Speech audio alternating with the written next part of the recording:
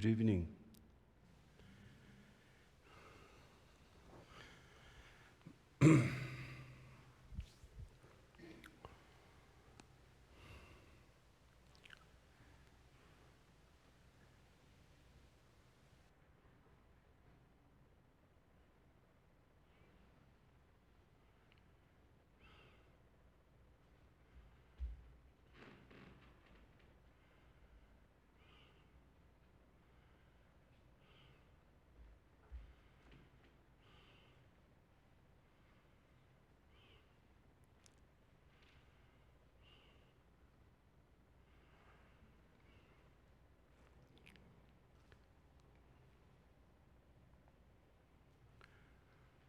So, tonight we will be doing sitting practice of meditation. And before we do sitting practice of meditation,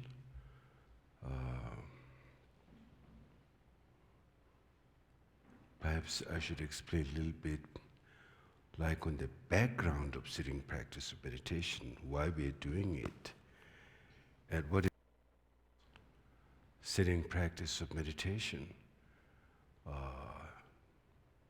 Not only when we're sitting, but also when we're not sitting. So I think there's like you have a face, you also have two hands and two legs, and all of the whole body part is important. So I think we should perhaps see the meditation practice like on a totality, how to achieve the meaning of meditation. So first of all, I'd like to do a little supplication to Buddhas and Bodhisattvas, so please join with me in your mind. Chumnende para gombo jizin jambe yana cha salo gangilo do tinyin tinu yidadam taraso be chingi to go jizin ji ni go to one. Ngondo sebe zara mori mundo do gon ki sebe rozo gona poji to sa yana to chin yada song rudra chero nyomo nyono lege se che mori mo se do. Chingi jo zara dinam de ne sa ju tor den de no so gese te be go jura june jungin yande dalu mo si jampri yana de omar bzanade marab Marapazanadi, Marapazanadi, Marapazanadi, Marapazanadi, Marapazanadi, Marapazanadi, Marapazanadi, Marapazanadi, Marapazanadi. Marapazanadi, Marapazanadi, Marapazanadi, Marapazanadi, Marapazanadi, Gurumudi, Shajishan, Ubetana, Sherabrid. Lemazime Jame Chugu, Gumbo Jampayana, Chazet, Consetta word the bomb, choose it word. Gumbo Jame Tingi came a parianton war show. Thank you.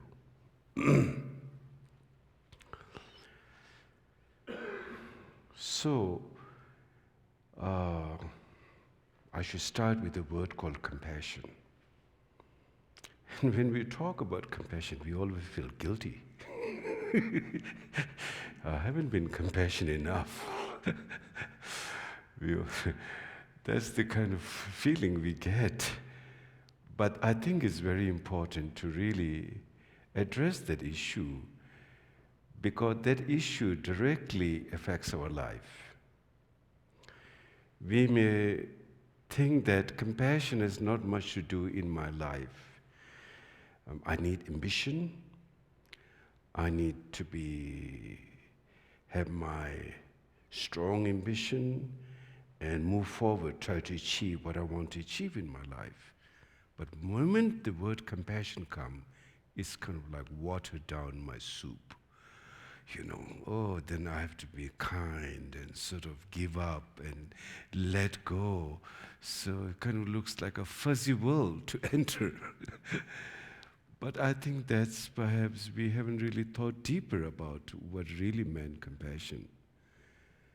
And I really think that until and unless we really focus deeper the meaning of compassion, our happiness is maybe a little bit more like a fantasy island, more like far away, in fact. You're pushing your own happiness far away, as long as we really don't think on this issue, what is known as compassion. We may say, yeah, meditate on, meditation, get into a state, get into a trance.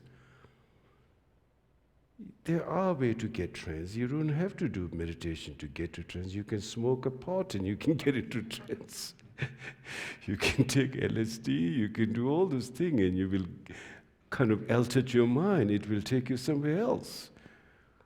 But that's not what we are looking, and that's not, we know, even those doesn't really have a, it's like, when you talk mind, it's not a quick fix.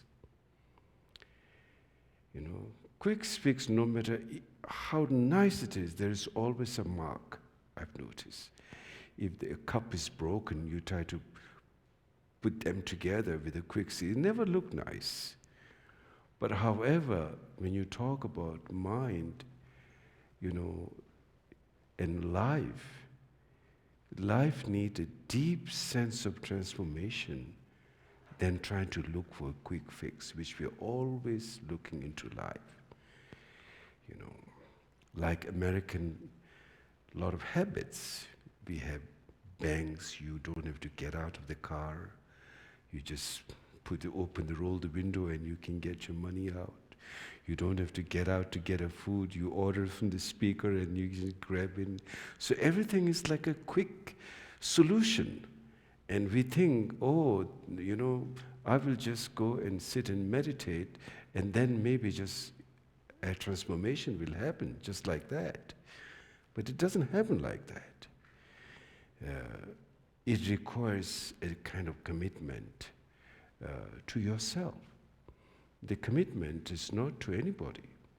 The commitment is to yourself.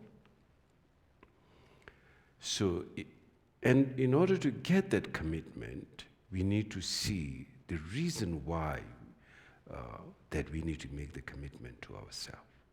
And that is, first of all, finding your reality, means your life situation in this case, where you are.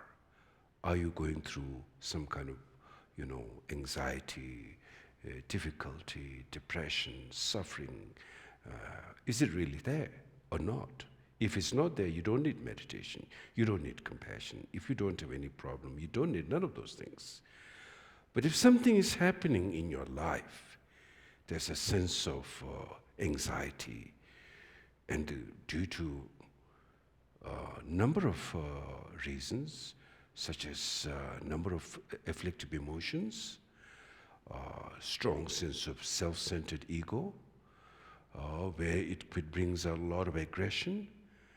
And I think that needs, then definitely you need to address that to yourself, because who else can address to you? Only you. Nobody else can do that.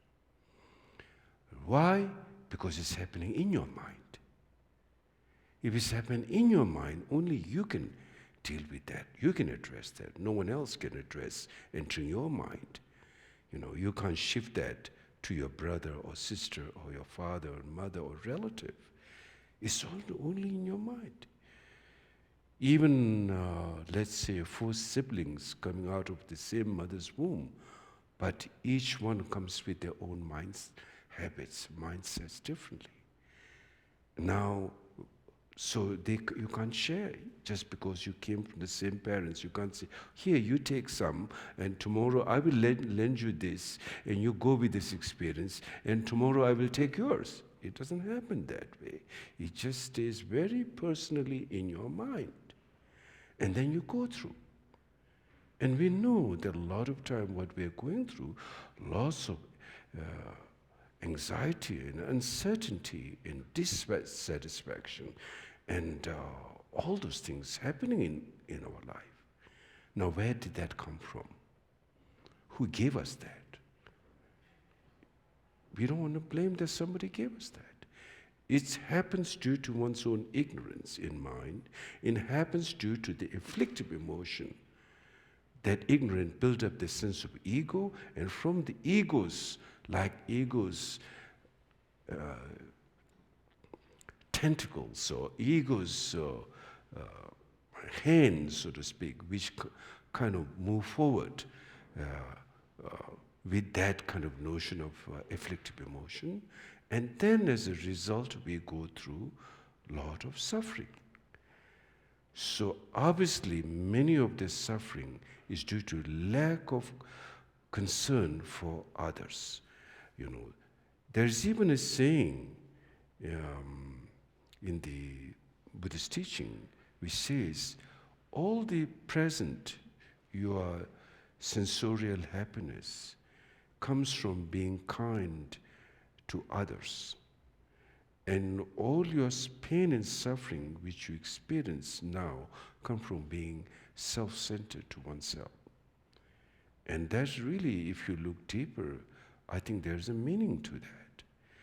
For example, our day-to-day life experience, which is 5 sensorial happiness. We all look for 5 sensorial happiness. We go to a concert to hear a nice music. We go to spend time with friends, to see them, enjoy with them, whether listening or talking and eating. So some kind of sensorial happiness. That's the main aim of everyone in life. The main meaning of life and aim of life is happiness. So when we do that, when we look for the sensorial happiness, think about how you're going to get that sensorial happiness. You're going to get the sensorial happiness through a sense of stepping out of your own egoistic world, the self-centered world, and being kind in affection. And when you give your affection to people, then the other person's heart opens up, and they also feel that, and in return you get affection. You don't get affection by closing the door that your world is the most important, and you have no regard for others, their life, no respect for others, no care for others. You're not going to get that from others, including your siblings, including your family, including your partner. It all comes to you through your open heart and warm-heartedness. You receive every little happiness that you achieve comes from others' affection, others' love. It started from our parents.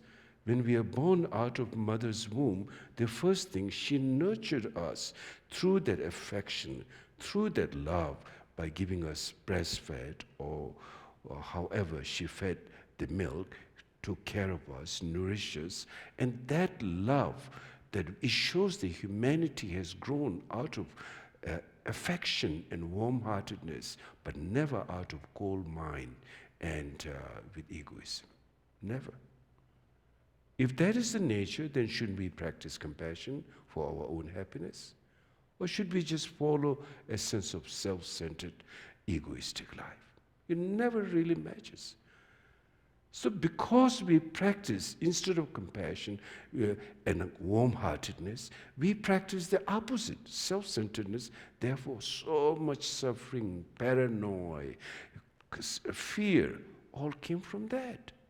But we never look into that. In fact, the more fear we have, we fed the very cause which brings that fear. We keep feeding the wrong thing all the time. And because of that, our suffering, confusion never ends. Our fear never ends. Paranoia, where does paranoia comes from? Too much egoism, too much self-centeredness, paranoia, that's where it comes from. It doesn't come from that someone is trying to harm you. In fact, even someone tries to harm you, if you don't have that sense of aggression, it will dissolve. Even the other person will feel like a shock, or they will feel something like a reflection of themselves in a mirror, and it will dissolve. I think we have a big problem with compassion. We may claim to be good people, but we still have a lot of afflictive emotion inside. And that's why we need to address this issue in our life. And until we don't really address the issue of warm-heartedness, going deeper into your mind, finding happiness, may be a little far out. Because you're not really working there. Okay, you go to work, you do whatever you have to do. Then you come in, let's say, in the evening to your home, or you go to the meditation center, and now you're trying to be, suddenly you want to shift from first gear to the second. How can that be possible? Yes, you may, as long as you're trying something, it's a good start. But you need to have a continuity in that movement.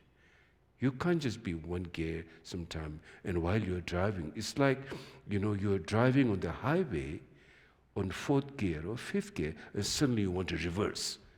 What kind of joke that experience will be for the car and yourself? You may have accident there. You see, you need some kind of bridge there. The bridge is warm-heartedness. All the time you need to keep a warm-heartedness. That will transform our life. When your mind transforms, your life transforms. If your mind doesn't transform, your life doesn't transform. Because your life is your mind. You are how you see yourself and how you perceive things. And accordingly, the world is an echo to you. World is how you express, it just bounces back at you. It's like an echo. If you say hello, it comes back at you. If you say hi, it comes back at you. If you say something good or bad, it comes back at you. So therefore, I think all the time, when we're not meditating, like our day-to-day life experience in family, friends, circle, business, wherever you are, warm-heartedness, kindness is very, very important. It's the source of your happiness. So that is something, I guess, I want to share that with you tonight. Because until we don't have some notion of understanding of patience and compassion and warm-heartedness, we are not going to change much. Your meditation will not be there effective also in some way. The support group, we say, what's the support group? Your support group is your compassion in your mind. Your meditation support group is your warm-heartedness, compassion. In every way, whether it's a direct or indirect, you try to not harm people. Because when you harm someone, you harm yourself. Because it's come back to you, it reflects back to you. So the Tibetan word for deeper level of compassion is called Changchup. So Chang means, someone who, for example, I can put the metaphor, someone who does exercise all the time. So when you move your hands and legs and, twisting this way, twisting whatever, then you're so athletic body. Yoga, athletic, then you can really easily shift your body this way, do all those marvelous things. So you're fully accustomed. Same thing here, what you're dealing with, while you're bringing the warm-heartedness, you're dispelling, purifying the obscuration of, afflictive, negative emotions. Because you're confronting that. And when, in fact, at some point, when you really see more challenges happening in life, your compassion grows even bigger. So those very lump of neurosis or something seems very big, problematic situation, at some point they become small. It's like when we're walking on the street and we see a crazy person throwing stones at people, you feel sympathy for them. You don't throw stone at them and just become like them, because your mind is much more stable and clear. So if you try to do that, you yourself become just like them. So you're not going to do that. And you see a crazy man jumping into the ocean from the cliff, also you're not going to do that, jump from the cliff, because you see that's totally gone crazy. Likewise, when our mind is out of control with this notion of strong self-centered ego and lack the warm-heartedness, then we have a lot of problem in life. So many problems comes from that. In relationship with ourselves, in relationship to yourself. Let's not talk relationship to the other people. Relationship to yourself. And that's something in practice, when a person's quest of life, two parts to deal. One is in post-meditation and one in post-meditation. In post-meditation, you need the warmth, feeling deeply inside. You have enlightened quality. You don't have weak quality. And the other wrong part of the fear tells us, the ego tells, oh, you have compassion, you are weak. People will step over you. People will run over you. That's not true. Absolutely not true. That's a wrong notion. And so who wins? The fear wins. And when the fear wins, the depression and suffering is bound to continue. It will never come out of that. We can never come out of that. So you have to realize, and you have to wake up. Who can wake you up? Yourself. No one can wake you up. Because it's in your mind. You need to know that. It's like we've become a slave of that, and now you need to turn it around and take, your ground. And that ground is warm-heartedness. That ground is coming out of those ignorant and ego and afflictive emotion, which are the cause of your suffering, cause which keep the presence of fear and gives you the wrong information, the wrong notion all the time. So there's all the time we see some kind of chaos happening in life. We all experience that continuously. Some dissatisfaction, some fear. If I do this, what could happen? Then, so a lot of those things. So therefore, you need to get like the athletic who get used to able to, spread their legs and, hands and movement and everything so well. You need to have your mind also movement from the clutches of afflictive emotion and habits of that. Then you can transform your mind. So, practice of warm-heartedness, extremely, extremely, extremely important. That involves kindness, compassion, rejoice in others' happiness. We need to train that. Rejoice. We don't have much of that either. All those parts are very little, which seems to be. Kindness also we have some that also very one-sided. Only kindness to your side, that people you love and people you attach to. But it doesn't extend beyond from who you think should get that. For others, it's not so much. And even, so-called your enemy, they don't even deserve. In fact, people you don't like, when they get happiness, you feel uncomfortable, you feel jealous, you feel angry, and then what happens right away? You are suffering. Your mind is not in peace. So you can see that negative effect of afflictive emotion. And we've never really looked deeper, and we become careless. We neglected that, we ignore that. The longer we ignore, the more we feed the wrong notion, the more suffering will continue. Then while we are feeding the very cause, then we pray, oh God, please, get me out of this.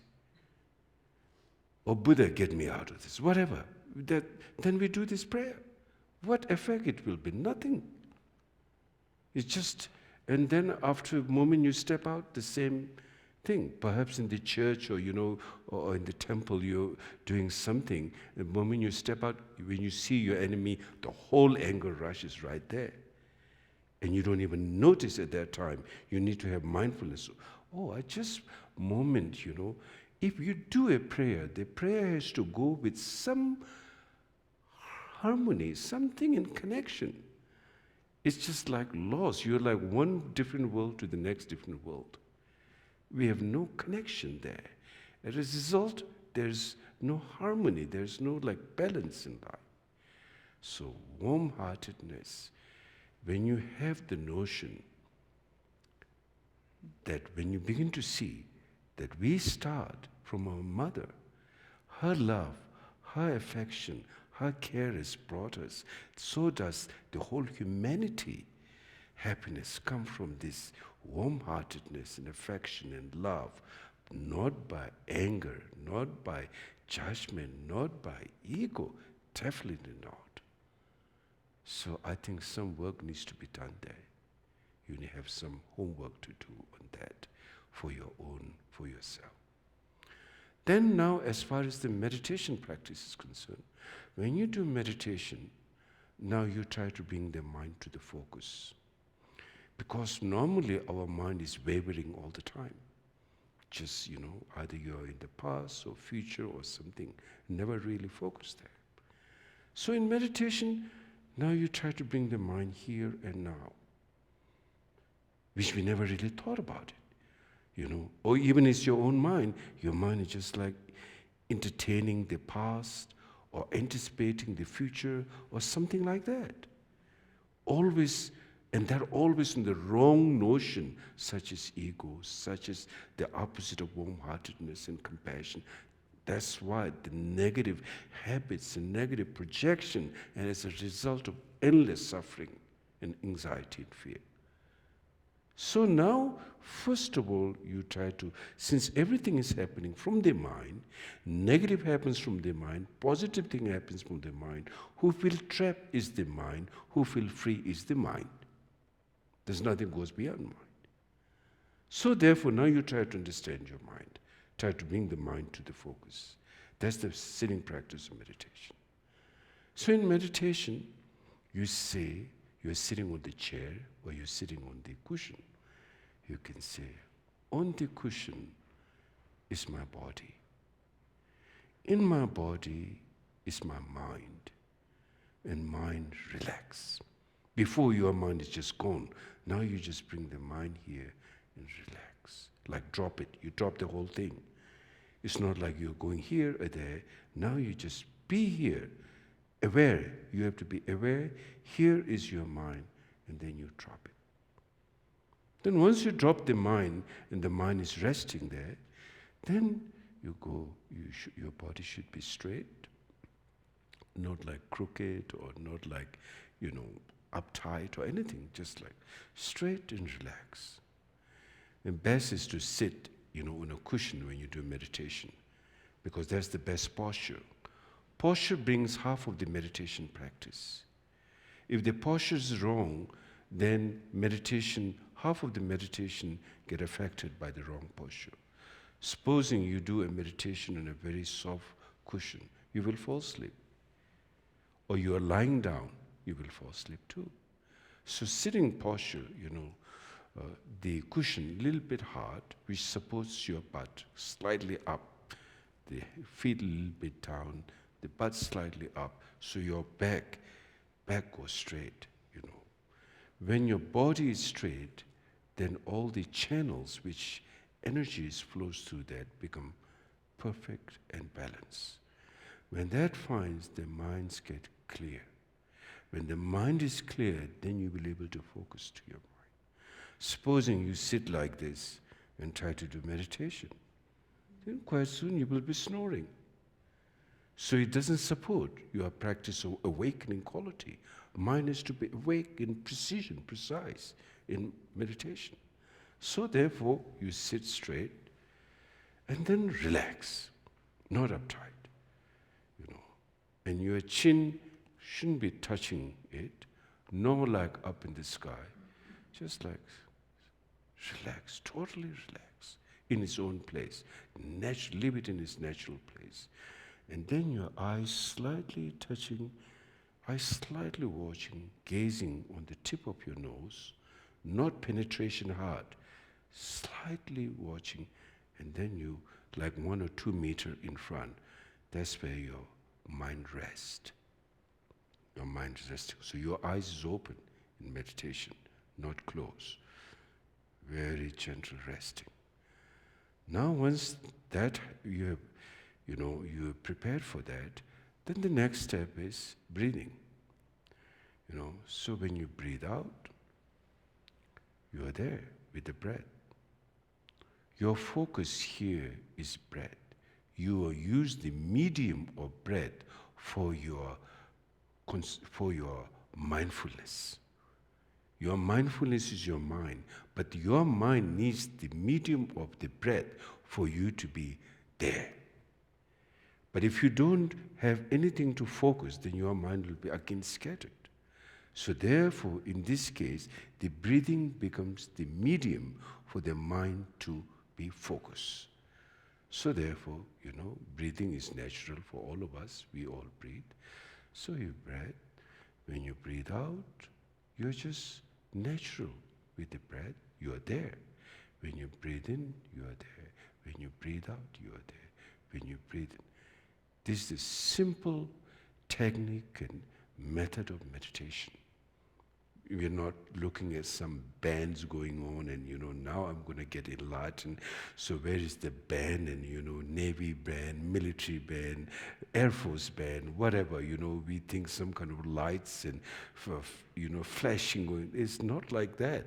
It's just like when you focus, without, it says, lesser the hope you have from what outcome will I get, which we always have. What do I get? How much would I get through this meditation? The more expectation you have, the more it will be blocked by that expectation. So expectation itself is the blockage. Hope is the blockage here. Lesser the hope, the more the mind will be precise and open. The more the expectation, more it will be shut. That will shut. That is the obscuration. That is your, obstacle, in other words, in mind, how the mind get closed. That means utter just being there, without expecting. Not making the mind to work, in other words. We have the mind work like a donkey. I don't know if you guys have seen donkeys in a big city. Maybe you did. Or mule, or horses. These days is your pickup truck. But pickup truck is not a being, so it doesn't really get the sensation of the hard time. But if you go to certain countries, you can see how the donkeys are beaten and, how they have to carry the whole load. That's how we deal with our mind. Too much work, constant demand. Everything has to find a, result. This has to be issue. So mind is never free. It's like a slave.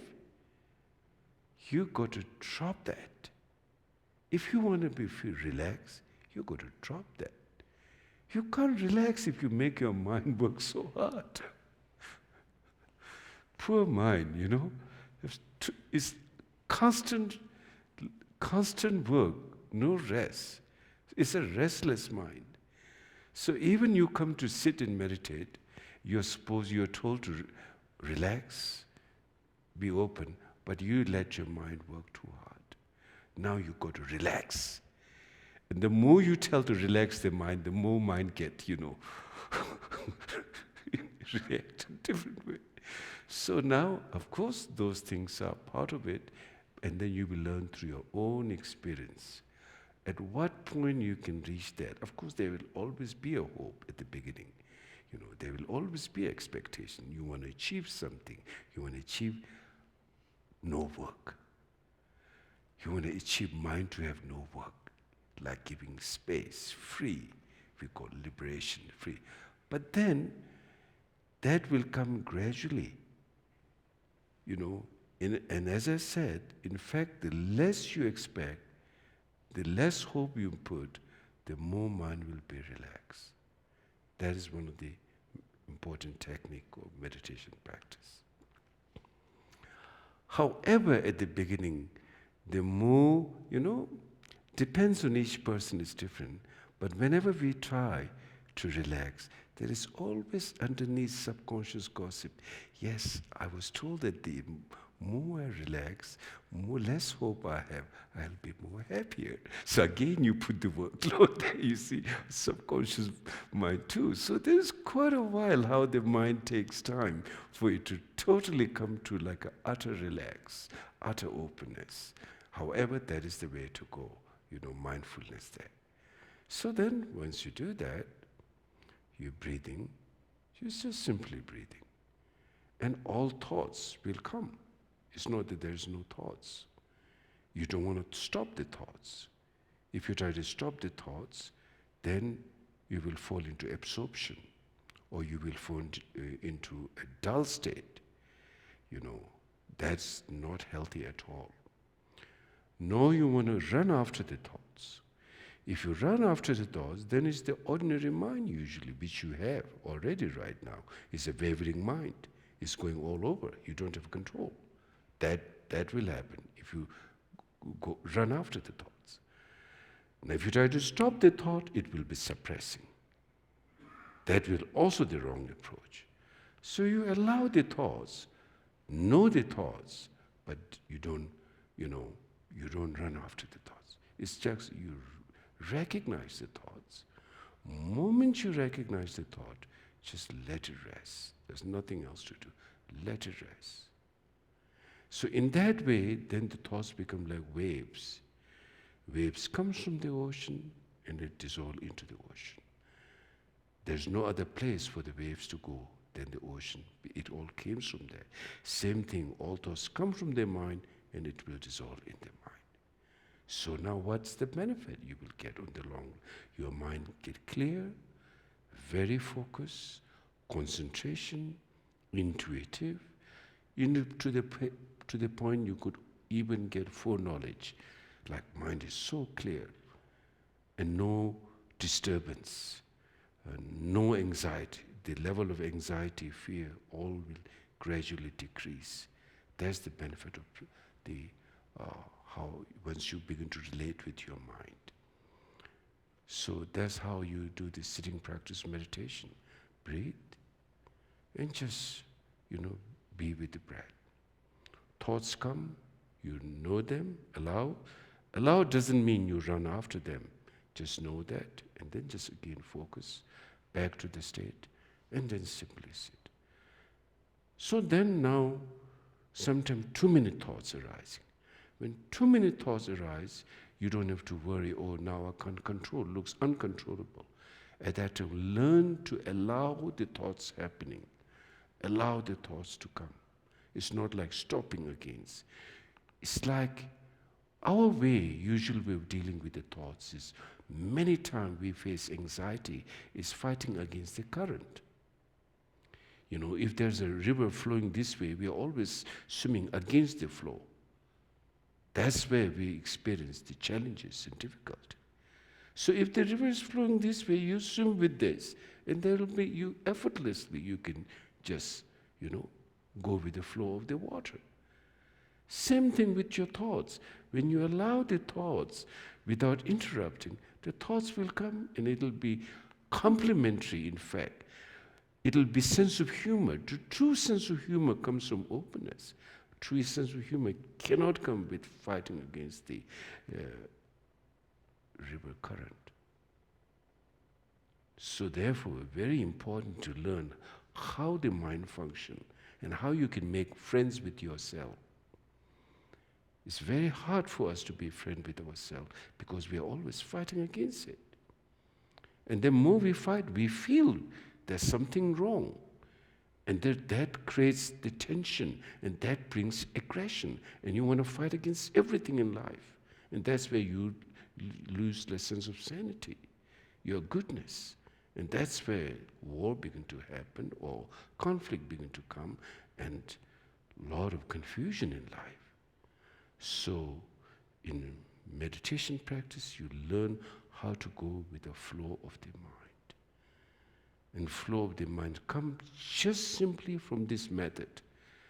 The method is just breathing, no complication, but very profound effect it will have if you keep doing it every day, like half an hour, 15 minutes, start with 15 minutes, half an hour, Morning maybe 15 minutes, afternoon 15 minutes, evening 15 minutes, before you go to bed, like again maybe 5 minutes, and then it keeps your mind to a more balance, and you will see the basic goodness of yourself instead of that conflicting challenges you feel with your mind. So you see, who is your best friend is your mind. And who's your biggest enemy is your mind. Others' enemy is nothing. Your so-called enemy, very little problem. Only once in a while they will give you a problem. But your own mind confusion will beat you all the time. That is your inner biggest enemy. So many great masters in the past, they said, your inner enemy is your biggest enemy. The external enemy only you can avoid. In fact, you will only see once in a while. That also you can avoid. Or you can put restraining order.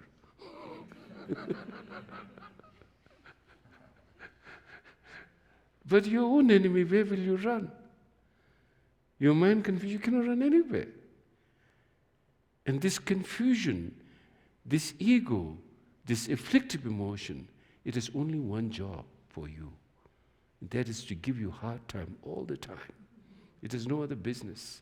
That's his main business, to give you pain and suffering and hard time. Wherever you go, it's like a shadow. It's very successful in doing that.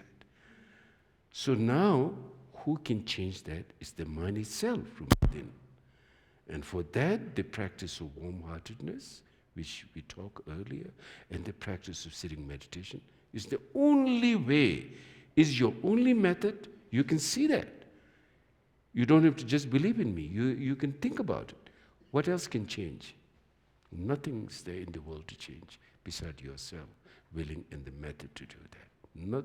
Not single thing. You can get this idea, entertain for, again, you're back to square number one. But you sit with your mind.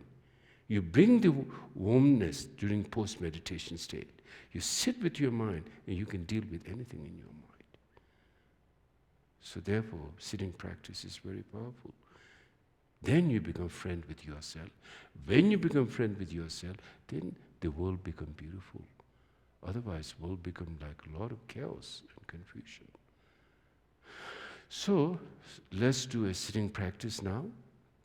I shouldn't talk too much. It's just then, too much like recipe, then you don't know it's a Russian food or what food. So let's do a sitting practice now. Okay, everyone relax, sit straight. Your body straight, and then you think, on this cushion is my body. In my body is my mind. My mind relax. You're here and now. Now you are, of course, naturally breathing. You be all like, without breath, will be dead. So it's natural breathing. You no constraint in breathing, just totally natural. And with the breath, now you focus your awareness, your mind. When your breath goes out, your mind is there. When your breath comes in, your mind is there. You are there. Basically, your focus, aware is there. That's it. When the thought comes, just tell, oh, it's a thought, it's a conceptual thought. Whatever that thought is, good, bad, doesn't matter. They're all the same. When it's come to meditation practice, you don't entertain some compassionate thought versus some negative thought. You don't fight against each other. Because if you do that, you'll be trapped. As there says, if you're bitten by the red dog and bitten by the white dog, the injury is same. There is no difference. So therefore, whatever the thoughts are, they're all treated equally in sitting practice meditation. You know the thought arise, and then you let go. Now finally, you saw the thief who had been stealing from you all the time. It's like that. Who have been bringing damage to you, this thought, infused with ego, an influence afflicting you, causing all the confusion and suffering into your life, you finally recognize where your life troubles begin from. So therefore, conceptual thought you recognize and you let go.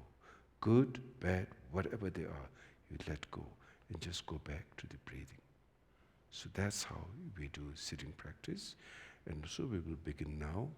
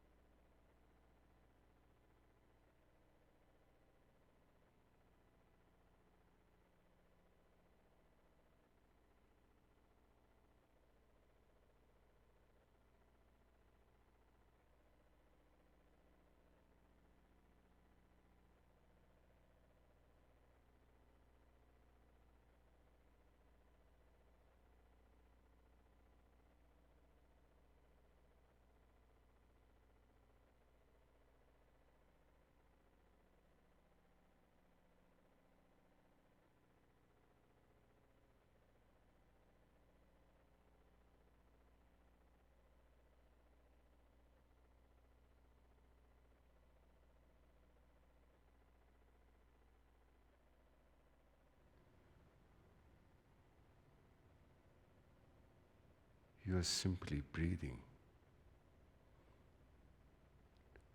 with awareness, but awareness without demand, simply being there.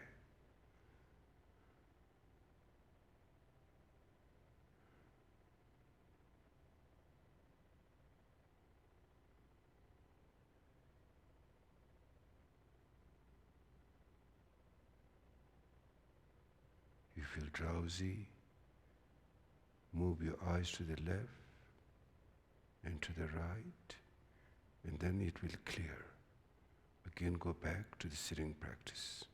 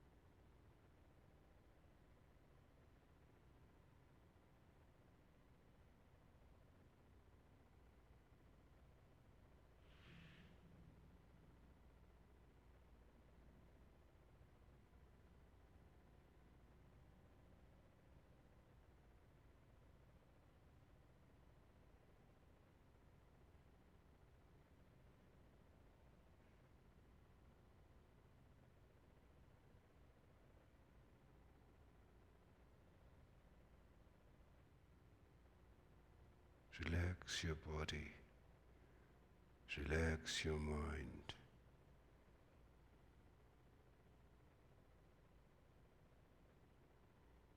And your mind is here and now,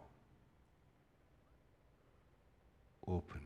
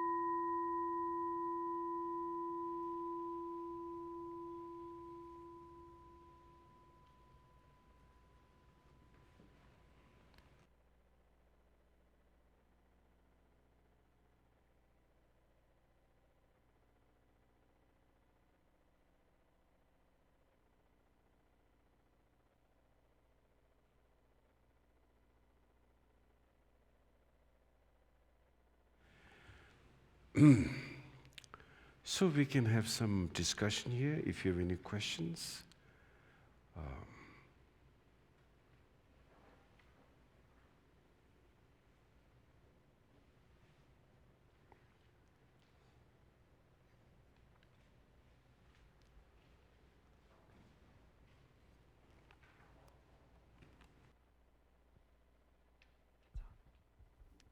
Hi, I would like to know what a good way is to introduce meditation to a child. How old? 10. I think for a child, well, today's child are much more, they have to go to kindergarten school and the education start pretty early. Normally, child is a little hard to teach meditation because they're not still fully developed. But I think one of the first things to teach child is compassion, warm-heartedness. That's starting with like when you see a bug, you see spiders or you see some ants or you see some bugs on the street or wherever. And a number of times some children would just, kill that or squash on that. So trying to show how to respect life, I think that's a very good start. Such as you take that instead of killing, you move it in a safer place. Or so many examples like that, how to show love and affection and caring for the other. I think that's a very good way to start for a child. And then when they grow up, that stays very strong in their mind, how to respect life and how to respect others. And in return, then they know how to respect themselves. So I think that's one of the good start. Well, meditation, I think, if there's always meditation requires a teacher, so it's not easy to teach meditation without a teacher. So if there is a meditation teacher and the child goes every day, like a week, once a week or twice a week, whatever, then maybe that's good. They may learn, gradually, because they have a very clear mind too. But I think good way of start is showing kindness is extremely important to child, how they can grow up. Kind, and because that will bring them that richness and happiness and make their life rich, versus cold-heartedness.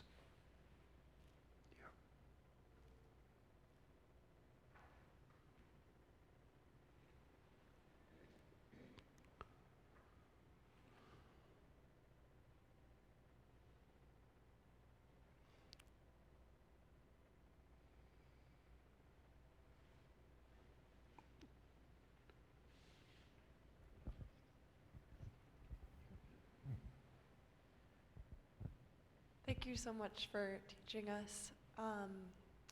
I find it really, really difficult to not have monkey mind, and I'm wondering if it was ever hard for you and what the beginning of your practice looked like.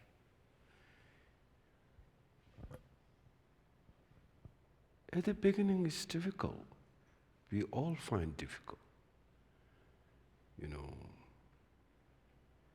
because our mind is so used to just like always wavering, like the monkey mind, as you said.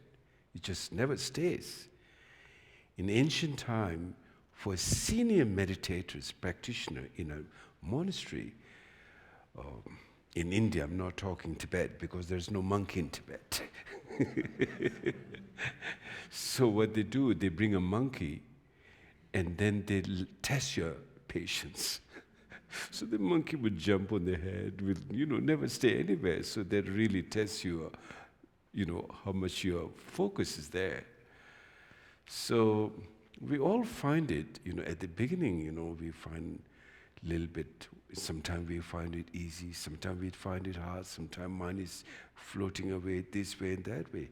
But as we keep doing, every day, you should know that, really, the importance of practice of meditation. And if you don't do meditation, the side effect and the danger of not doing that, then you will have a commitment to yourself.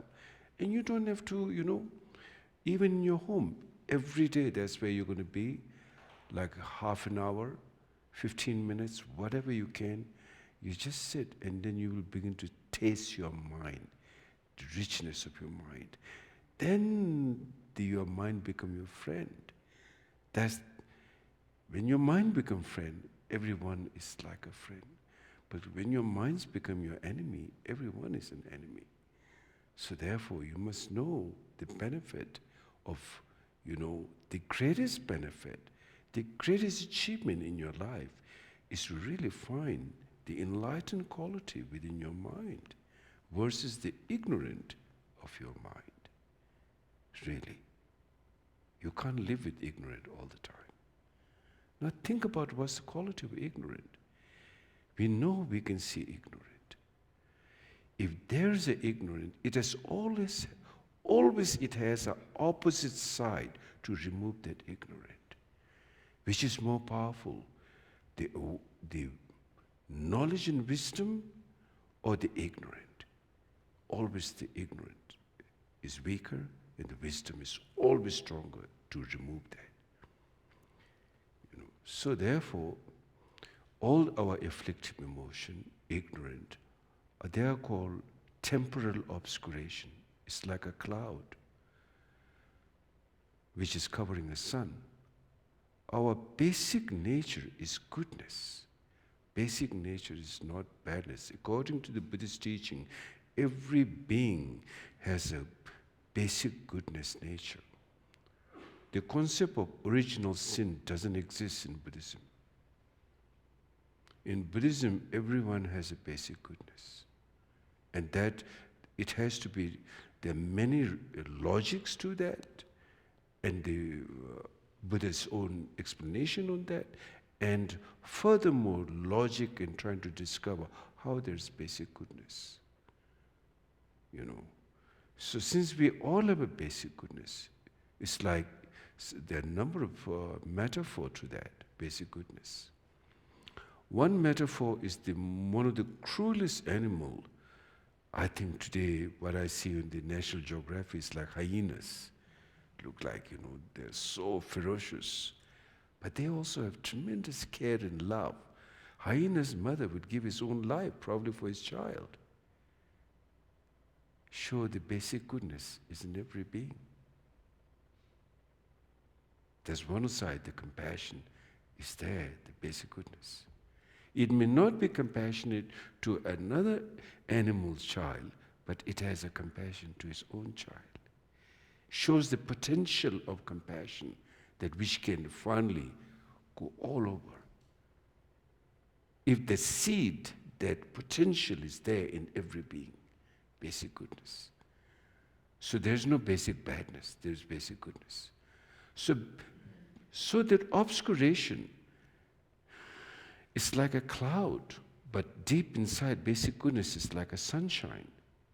So once the cloud is removed, sun is always shining, it's always bright. It can bring nurture the plants and make things grow of its nature. Likewise, we have a quality deep inside which is temporarily dormant, like obscure, like the cloud. The sun is, and that has to be removed. Now, what is the mechanism to remove that obscuration? Is warm-heartedness, compassion, and then trying to understand the mind's nature, step by step, and that only through sitting practice and integrating the sitting practice in post-meditation state, then you will be able to purify that and then see the basic goodness in yourself with tremendous potential. If neurosis is tremendous potential, you can imagine the power of enlightened mind, the basic goodness, how much it has, 1,000 times more powerful than the obscured mind potential. Obscured mind creativity, which is misconstrued creativity, comes out of ignorance and afflictive emotion. The fear can create so much creativity on its own. Can you imagine without fear how much creativity potential is there too? It is there. You can imagine it is there. You can see this through the smoke. There's a fire. You can see that. It just didn't. We haven't worked on that. We just left it there to pay no attention. That's why I'm saying we need the two approach. Warm-heartedness, really, really important. And one of the great texts to read on warm-heartedness, there's a book called Bodhicharya Avatara Teaching. The entire world, I can pretty much write, there's no book which will exist on this earth as far as warm-hearted and compassion, as far as that book is concerned, written in 8th century by the great Indian master named Shantideva. It is incredible teaching on why importance of warm-heartedness and compassion, which brings us happiness and joy and others. So it's like 10 there, like there's about 10 chapters on that. So we need to purify the defilements, obscurations, gross and subtle. Subtle is our subconscious gossip. Even in our subconscious gossip, our afflictive emotion comes. Let's not talk about a gross day-to-day situation. Even when you're daydreaming, some kind of everything linked again with that ego, and it plays. Fundamentally, I think mind's projection, of course, is supposed to be like a play, but at some point the play becomes wrong, and it becomes fatal attraction, and then you're trapped. It's your play of your mind turns against you at some point. So in meditation, you're learning how to now see the play as a play. Anyway.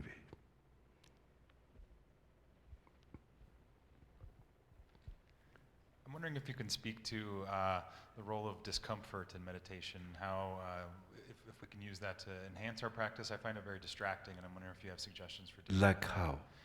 The discomfort of my legs or of my low back, or I find it very distracting, and I'm curious if you have suggestions on how to deal with that. Well, today, you can find different cushions. You can find something which works for your body. Maybe you need some softer thing, but however, it should be straight. That is important.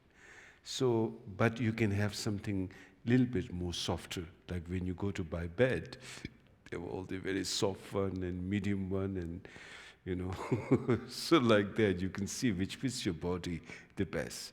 So something like that. And then, of course, it's just not the body itself, but also now once you're trying to be doing meditation, the experience can go varies. And if sometimes you feel like too much thoughts coming, then it can make you feel uncomfortable. But if your mind then, when it really subsides, you can feel the joy. And then you can also experience the joy in your body tremendously. And then even if you have physical pain, in fact, if your mind really begins to experience joy, the mind joy can overcome the physical pain. That's very powerful. Because finally it's the mind, between the mind and the body, mind is more powerful. So even you have physical discomfort, if your mind really seems restful and open, that will sort of like overcome the pain of your physical body. But of course, you should, for physical well-being, you must find the right cushion and, which fits your body. So something like that. Yeah.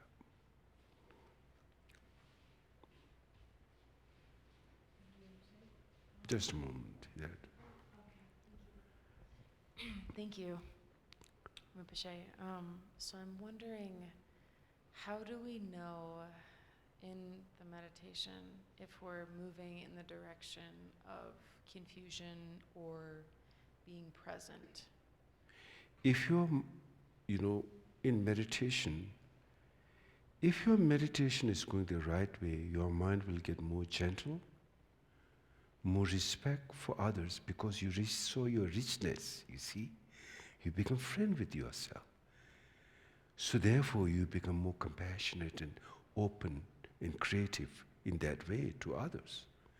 Now if you get more disturbed and you get drowsy and you get dull, then that's wrong, your meditation is going wrong.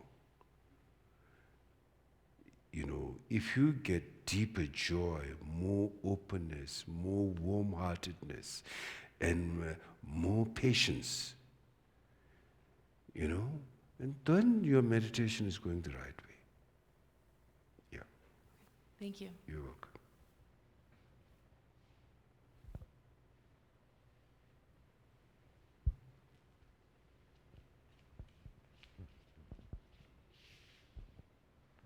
Thank you for sharing your knowledge with us tonight. I guess while I was meditating, I try to keep going back to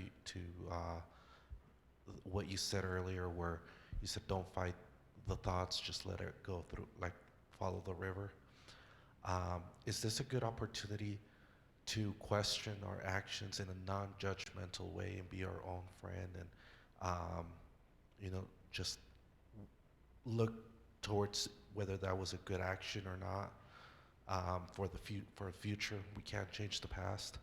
Or should I say, Should I not fight the thought, but try to clear my mind afterwards? Good question. There's two ways. In meditation, you don't ask question.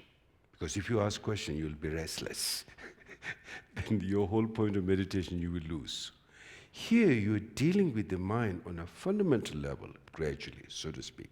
Not fundamental, but kind of directly working with the mind, like working with the naked mind, like how it is. So you're not fighting against the current, you're going with, allowing the mind to rest and being present there. So it does its own work, sort of. It looks very simple. All you're doing is just breathing. What's happening? Nothing much happening. All I've told is breathe in, breathe out, breathe in. But there's a very profound effect.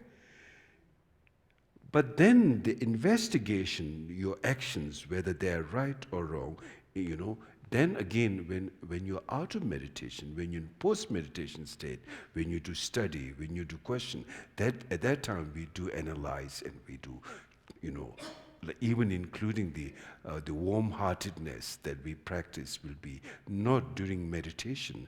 Meditation, it is creating the warm-heartedness on a very deeper level, and the method is just simply breathing. And then, now in the day-to-day life, someone who went to, let's say,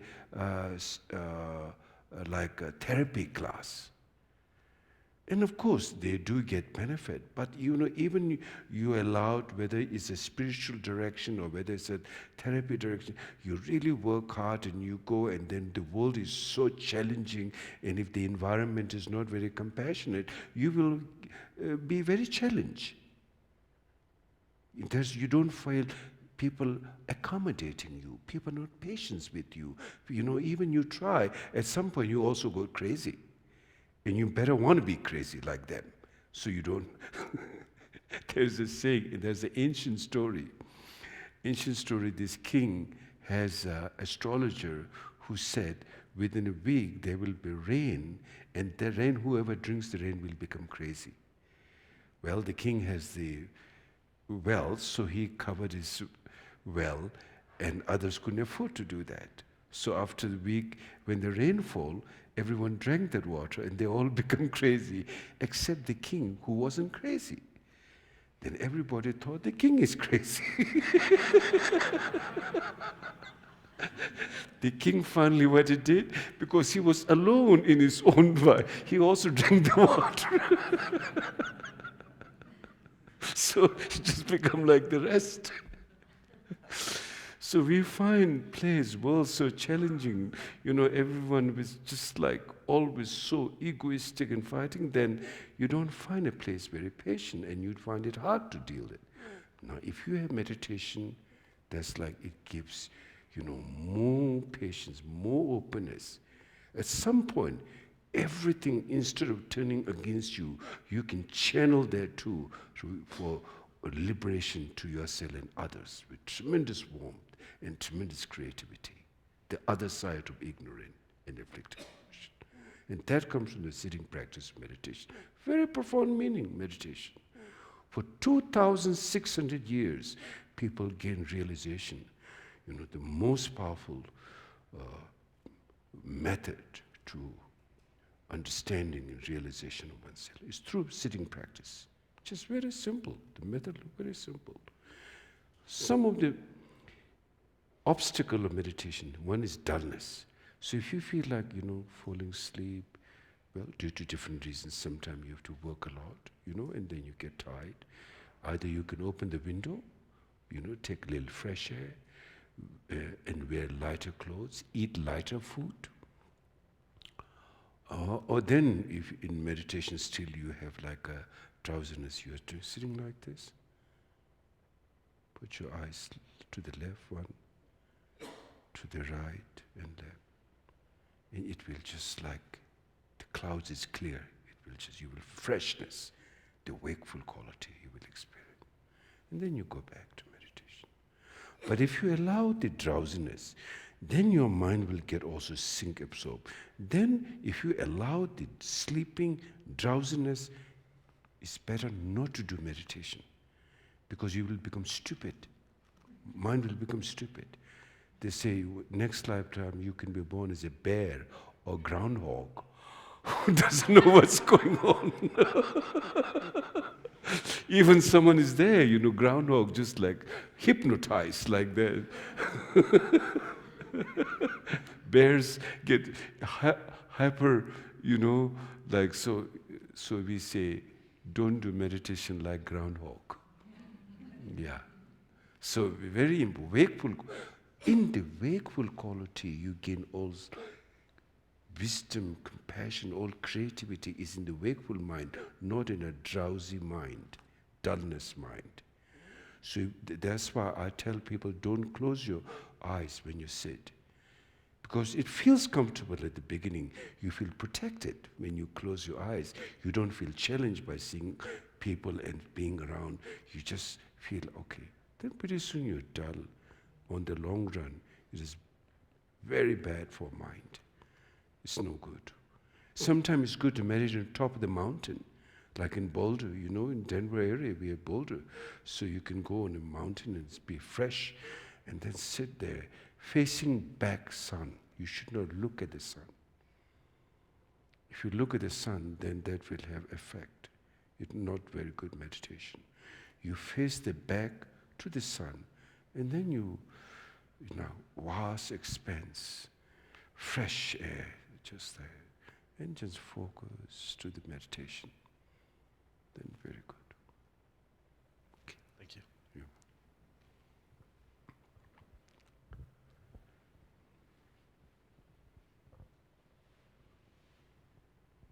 Okay, thank you. So then let's do a world peace prayer. Today the world is going through a lot, so we should all please include world peace prayer and your family and friends.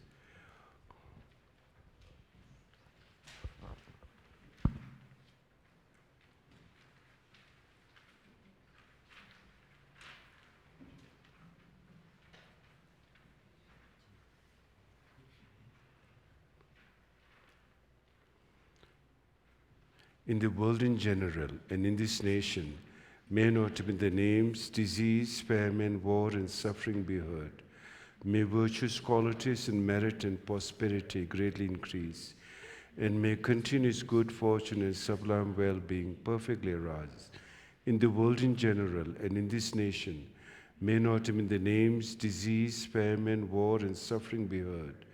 May virtues, qualities, and merit and prosperity greatly increase, and may continuous good fortune and sublime well-being perfectly rise.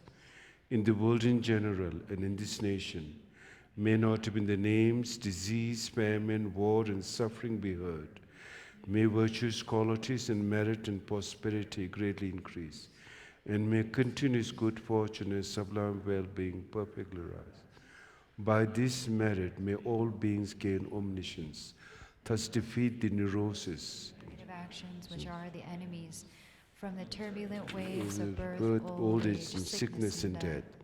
From the ocean of their cyclic existence, may all beings be liberated. Thank you.